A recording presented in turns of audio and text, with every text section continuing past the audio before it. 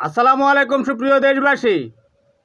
সাবেক president advocate Abdul Hamid Khan সাহেবের শ্যালক doctor Naushad খান বলিয়েছেন যে অ্যাডভোকেট আব্দুল হামিদ খানের ক্যান্সার এখন চতুর্থ স্টেজে রয়েছে।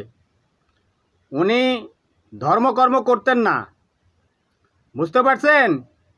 পৃথিবীর সব কিছুই করেছে, ধর্মকর্ম করে নাই।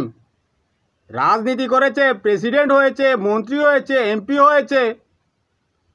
সকাল থেকে রাত্রে ঘুমানোর আগ পর্যন্ত খায় মানব জাতি সকাল থেকে ঘুমানোর আগ পর্যন্ত খায় আর মলত্যাগ করে।